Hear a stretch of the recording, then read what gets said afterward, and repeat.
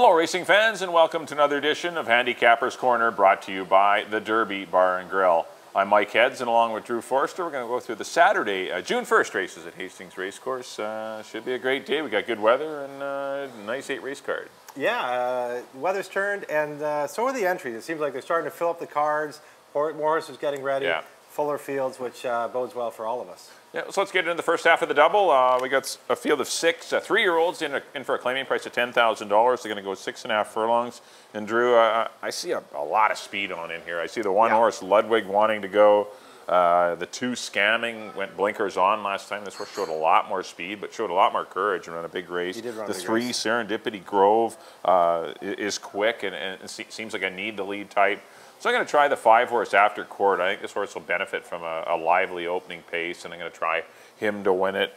I'll go for the Court Exactor, Crossrail Court on the big class drop. Didn't show much in his 2013 debut, but I'm hoping that the company change will help Crossrail Court. So I'm going to go 5-4, and then I put the 2 horse Scamming. I was really impressed with. Took a pretty good horse in got him with a really good ride from Aaron Greider to even win it, to beat this horse who had been punished on the pace and still was very game throughout. But I went 5, 4, and 2. I got same top 2. I switched them though. I like the fact that Mike Anderson thought enough of Crossrail Court to run him in against Major Dundee. That was a tough allowance. Proud race. Victor, those kind of horses in the allowance race. They're the top 3-year-olds on the ground. Pretty salty race. Yeah, Major Dundee and Proud Victor are probably the 2 best 3-year-olds we have here currently at Hastings, until everybody goes shopping. You never know how that works out. So I put Crossrail Court on top. That's an awfully big drop to get down into a straight 3-year-old $10,000 race. I put After Court, as you mentioned, in second. Very unlucky to lose the last one to got him. Things go his way a little bit more, and he definitely could have won that race. Just missed. And I went with Serendipity Grove in the 3rd spot, just because always was hitting kind of the exactor last year.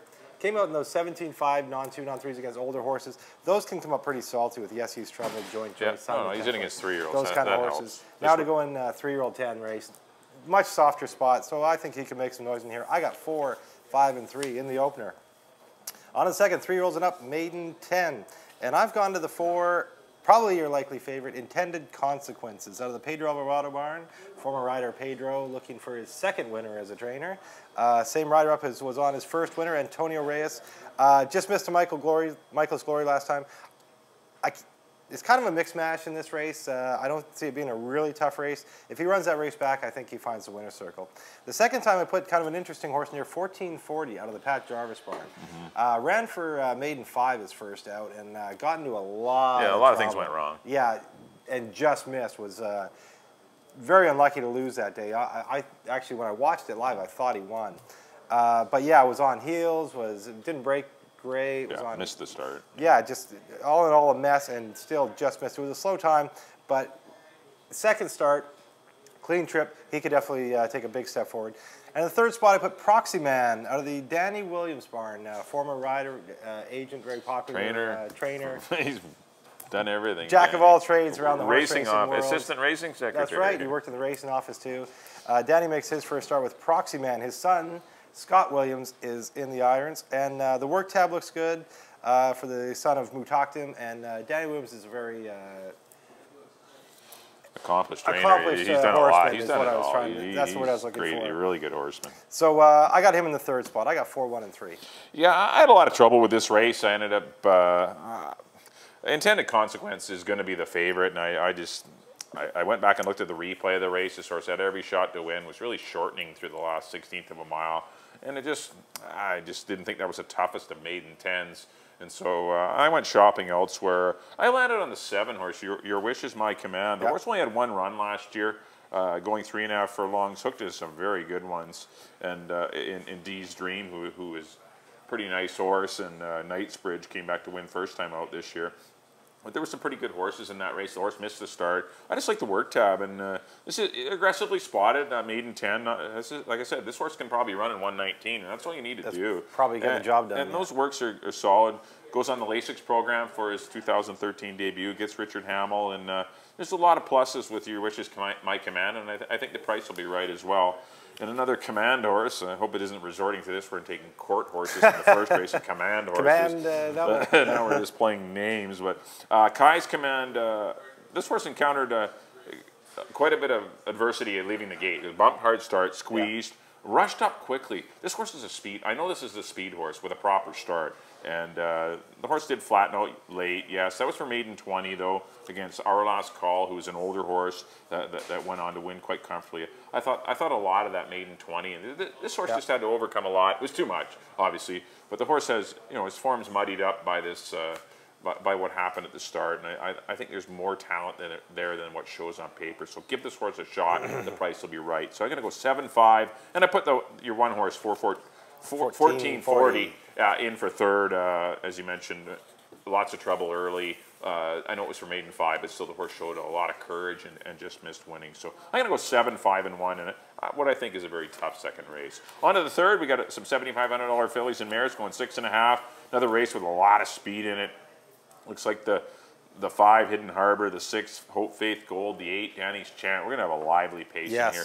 I think the 7 horse, Dream in the Dark, who was been knocking at the door. I ran into a tough El Ciervo last time, but still one of these days Dream in the Dark's going to win one, but she keeps running good ones. At least you're going to get an honest effort with Dream in the Dark. She gives you what she's got. Yeah. I think if she gets a proper trip, which could be tricky from post 7, she may be last early in this race, or might have Mazel's secret beat, that's all. She'll give you something to cheer about down the lane. Yeah, she'll be running though, but she's a cool horse, and I give her top marks. One horse that had kind of a trip handicapper horse is the 4 We Are One. Had an outside draw last time. It was her first run in a little while since coming up from Turf Paradise, but had kind of a wide out trip. Probably going to get a better trip from the 4 hole, so give her another shot. She's good at this. She's good enough to win at this level. And I put the 3 horse Notice Her, who isn't a big fan of Hastings. She seems to do her best running on mile racetracks, but still she's getting down to a level where she must be respected.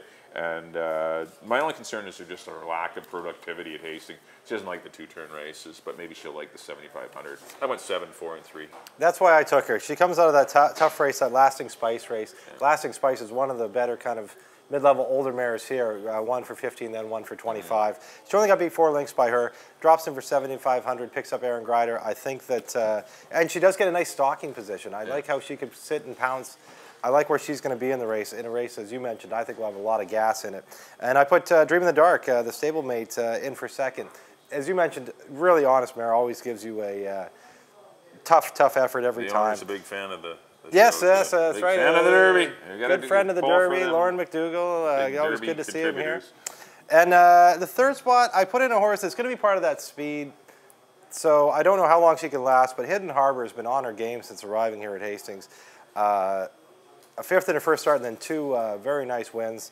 She has taken a step up. She hit the 4 numbers of the year, the 5, but she's been winning comfortably. And I just said maybe she could. Frank Fuentes had some options in here. He elected to go with the hot horse, so I have her in third. Maybe she could hang around long enough to be part of the try. Big fan of the show too, in the Derby, Paul Caravetta. Paul Caravetta, that's right. He comes here. That's right. Another good friend of ours. On to the 4th, maiden 30 for 3-year-olds and up, and I have gone to the 5, Run Stormy Run. Another big fan, Ken Johnson. We got the whole family. Look at all our friends here. Yes, here all the time. Run Stormy Run got unlucky to get beat by Step Up for the Money last time. Had a good trip. Worried if he can get a good trip again. Yeah. He did. Hamill gave him a perfect ride that day, just missed. But in this race, his numbers, everything seems to fit. Like this is his spot. He looks like he fits in nice. I have him on top.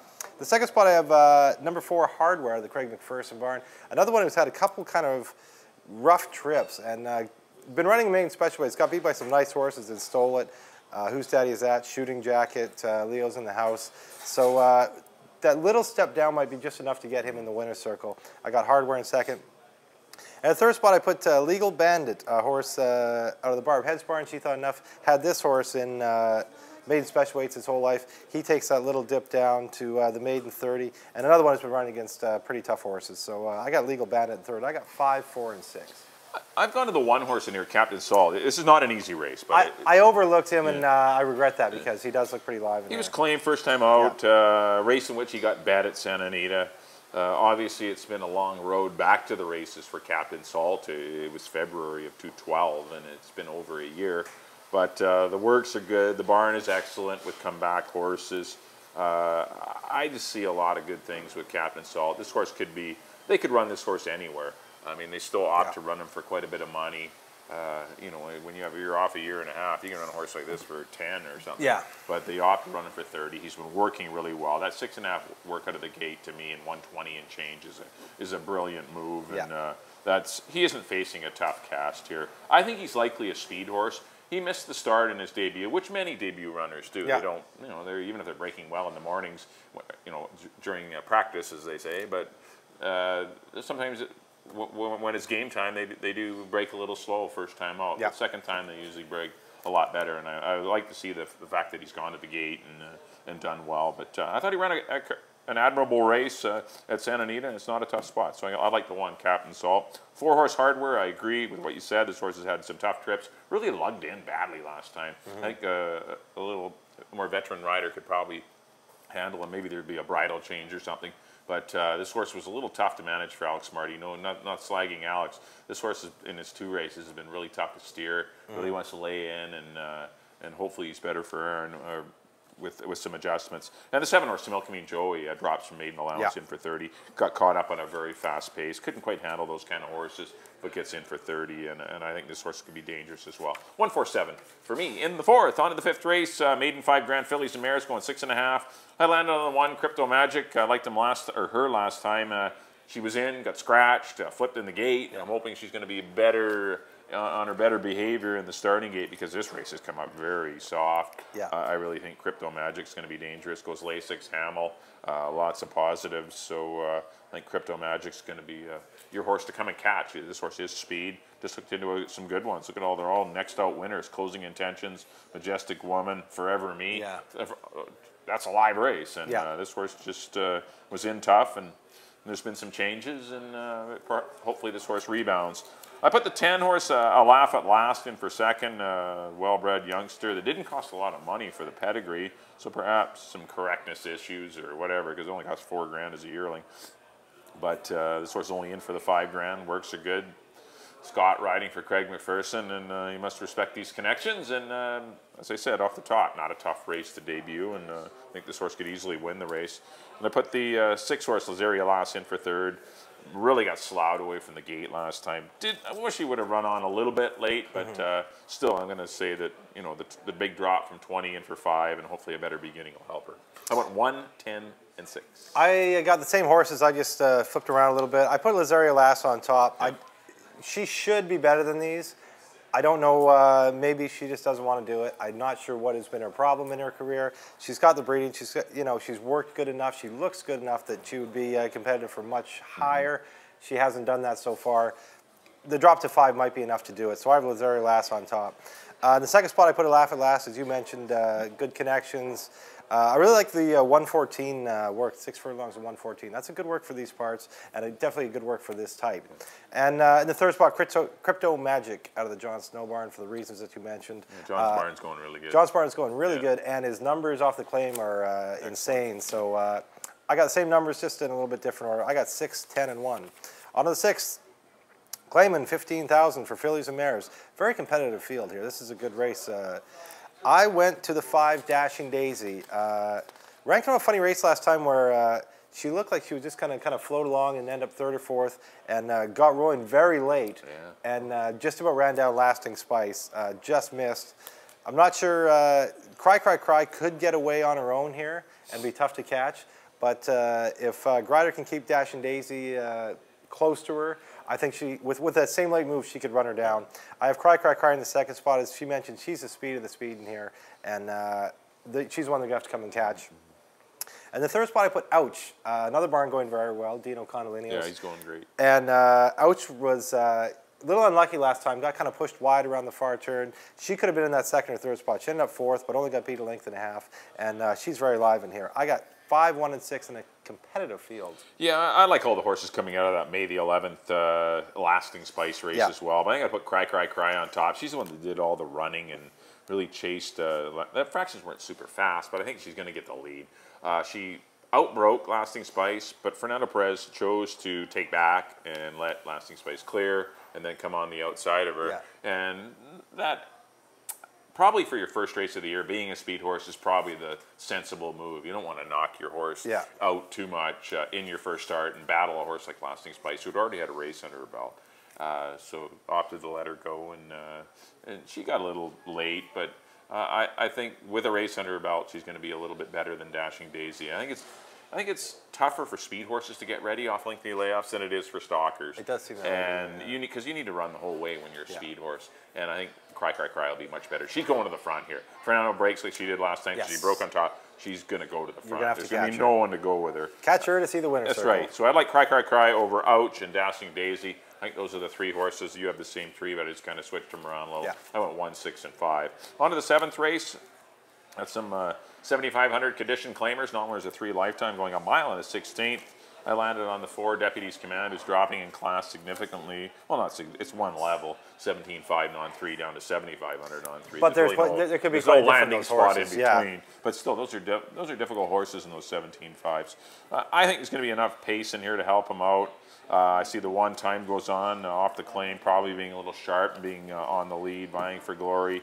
And Mazel Print has speed as well. Deputies Command should take advantage of a smaller field. He's been in a couple of big fields so far this year, or 3 pretty bulky fields, and he's been in some traffic and hasn't got the best of goes. I think he's a better late-running sprinter, but he can route too, and I like him to win it. I put Vying for Glory in for 2nd. Good runner-up effort to This Bruise for You. I thought that was a good race. Next out winner, Notice Sal, ran 3rd that day. And the 7, Mazel Print, who I'm not going to give up on. Kind of was a little flat last time, got stuck in behind horses, sprinting, but I think this horse is better going long. Can kind of get more comfortable fractions and get in the clear. So I went 4, 3, and 7 in the 7. I got the same top 2. I got Deputies Command on top, as you mentioned. I just think he's the best horse in the race. He is. I think. With speed, with whatever happens, if he can get comfortable and run his race, I think he wins. I got Vying for Glory, as you mentioned, his stablemate in for 2nd. And in 3rd spot, I put Follow My Orders out of the Bill Connick barn. Hard-knocking little guy. Was really coming to Canucks Roar last time. Canucks Roar was a prohibitive favorite in this level last time and got way out in front, and Birmingham did a good job. He was starting to actually get to him a little bit at the end, only got beat a length in 3rd. And I could see him come flying again late and try and light up the tote. I got 4, 3, and 6. On to the nightcap. 4-year-olds, non-winners, claiming 4,000 non-winners of the year. And I see another favorite in here. This would be like my best bet of the day. Number 5, Funny Face, out of the Mel Snow Barn. Has been running in much tougher races his whole career. Right. This is the lowest he's ever ran. He drops in, he gets Scott Williams for Mel Snow, and his race to lose. Another Derby regular. Yes, that's right. Another Derby regular. Praven Sorensen. Yeah, happy Derby. That's good.